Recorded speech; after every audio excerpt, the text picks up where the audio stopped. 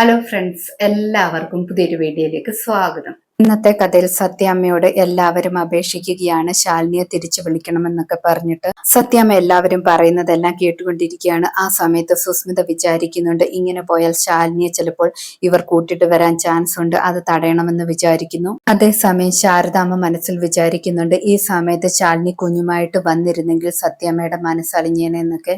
ശാരദാമ്മ വിചാരിക്കുമ്പോൾ തന്നെ ശാലിനി ഓട്ടോയിൽ വന്നിറങ്ങുന്നുണ്ട്. അതിനുശേഷം ശാലിനി അകത്ത് സംസാരിക്കുന്നതൊക്കെ ശ്രദ്ധിക്കുന്നു. സുസ്മിത ഉടനെ തന്നെ സത്യാമ്മയോട് പറയുന്നുണ്ട്, ശാലിനിയെ ഇങ്ങോട്ട് വിളിക്കുന്നത് തന്നെയാണ് നല്ലത്.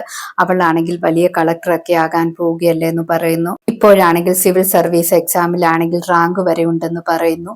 അത് കേൾക്കുമ്പോൾ എല്ലാവരും ഞെട്ടിപ്പോകുന്നുണ്ട്. സുസ്മിതയാണെങ്കിൽ അത് സത്യാമ്മയോട് പറയുകയാണ്. അതുകൊണ്ട് അവൾ പെട്ടെന്ന് തന്നെ കളക്ടറാകും. ഒരു കളക്ടർ മരുമകൾ ഉള്ളത് ഈ വീടിന് നല്ലതല്ല എന്നൊക്കെ പറയുന്നു. പിന്നെ നാട്ടുകാർ പലതും പറയുമായിരിക്കും. കാരണം നാട്ടുകാരുടെ മുന്നിൽ വെച്ചാണ് ശാലിനിയെ ഈ വീട്ടിൽ നിന്നും പടി ഇറക്കി വിട്ടത്. പ്രഗ്നന്റ് ആണെന്ന് കള്ളം പറഞ്ഞിട്ടാണ് ഇറക്കി വിട്ടത്. പക്ഷെ ഇപ്പൊ സത്യാമ്മ എന്തിനാണ് തിരിച്ചു വിളിച്ചതെന്നൊക്കെ ആൾക്കാർക്ക് സംശയം തോന്നും. അതൊന്നും പ്രശ്നമാക്കണ്ട എന്നൊക്കെ പറയുന്നു. ആൾക്കാരൊക്കെ അപ്പോൾ വിചാരിച്ചോളും മരുമകൾ വലിയ കളക്ടർ ആകാൻ പോകുന്നുവെന്നറിഞ്ഞിട്ട് സത്യാമ്മ വിളിച്ചതാണെന്നൊക്കെ.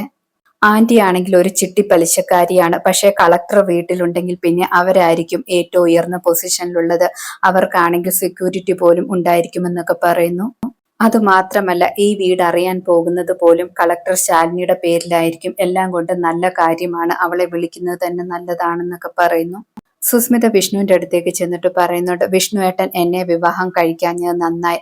വിഷ്ണുവേട്ടനാണെങ്കിൽ 10ാം ക്ലാസ് പോലും വിജയിച്ചതല്ല, എന്നിട്ട് പോലും ഒരു കളക്ടർ പെണ്ണിനെ കിട്ടുന്നത് ഭാഗ്യമല്ലേ എന്നൊക്കെ പറയുന്നു. ശാലിനി ഒരു മീറ്റിംഗിൽ പോയാൽ ഇംഗ്ലീഷും ഹിന്ദിയും ഏതു ഭാഷയും ഒക്കെ വേണേലും സംസാരിക്കുമായിരിക്കും. പക്ഷെ വിഷ്ണുവേട്ടനാണെങ്കിൽ ഒന്നും മനസ്സിലാകത്തില്ലല്ലോ എന്നൊക്കെ പറയുന്നു.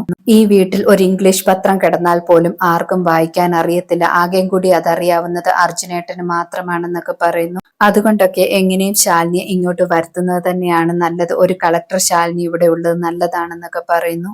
സുസ്മിത പറയുന്നതെല്ലാം കേട്ടിട്ട് സത്യാമ്മയ്ക്ക് ദേഷ്യം വരുന്നുണ്ട്. സത്യാമ്മ നിർത്താനെന്ന് പറയുന്നു.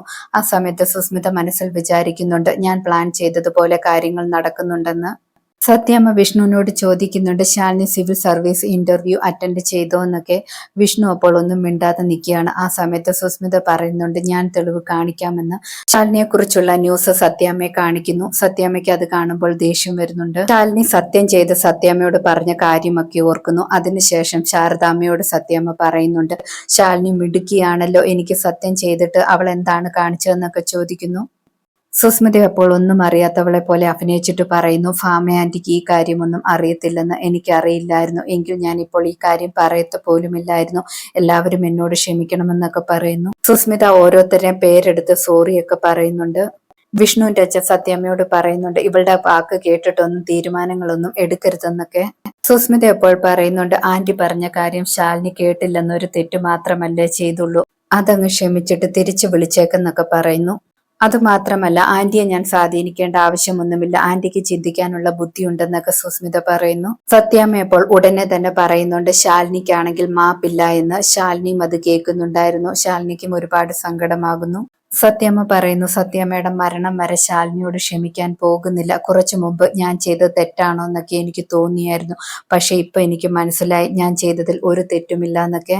വിഷ്ണു സത്യാമ്മയോട് സംസാരിക്കാൻ ശ്രമിക്കുന്നുണ്ട്. അപ്പോൾ സത്യാമ്മ പറയുന്നുണ്ട്, ശാലിനിക്ക് ഈ വീടുമായിട്ട് ഒരു ബന്ധവും ഉണ്ടാകില്ല, നീ എന്നോട് സംസാരിക്കണ്ട എന്നൊക്കെ പറയുന്നു. സത്യാമ്മ അകത്തേക്ക് പോയതിനു ശേഷം ആരതിയുമായിട്ട് വരുന്നു. അതിനുശേഷം വിഷ്ണുവിനോട് പറയുന്നുണ്ട്, നീ ആരതി ദീപത്തിൽ പിടിച്ചുകൊണ്ട് സത്യം ചെയ്യണം. ഇനി നീ ഒരിക്കലും ശാലിനിയെ കാണുകയോ സംസാരിക്കുകയോ ചെയ്യത്തില്ല എന്ന് പറഞ്ഞിട്ട് സത്യം ചെയ്യണമെന്നൊക്കെ പറയുന്നു. വിഷ്ണുവിന്റെ അച്ഛൻ വേണ്ട എന്നൊക്കെ പറയുന്നുണ്ട്. വിഷ്ണു സത്യം ചെയ്യത്തില്ല എന്ന് പറഞ്ഞ് നിൽക്കുകയാണ്.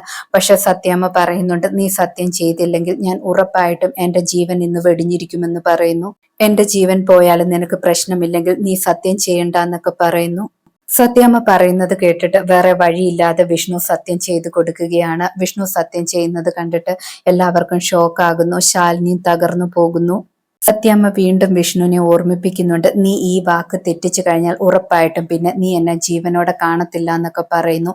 അതെപ്പോഴായാലും ഓർമ്മ വേണമെന്നൊക്കെ സൂചിപ്പിക്കുന്നു. അവിടെ സംഭവിച്ചതെല്ലാം കണ്ടിട്ട് ശാലിനി തകർന്നു പോകുന്നു. എന്ത് ചെയ്യണമെന്നറിയാതെ ശാലിനി നിൽക്കുകയാണ്. ഇന്നത്തെ കഥ ഇതോടെ അവസാനിക്കുന്നു. പുതിയ കഥയുമായി വീണ്ടും കാണാം. താങ്ക്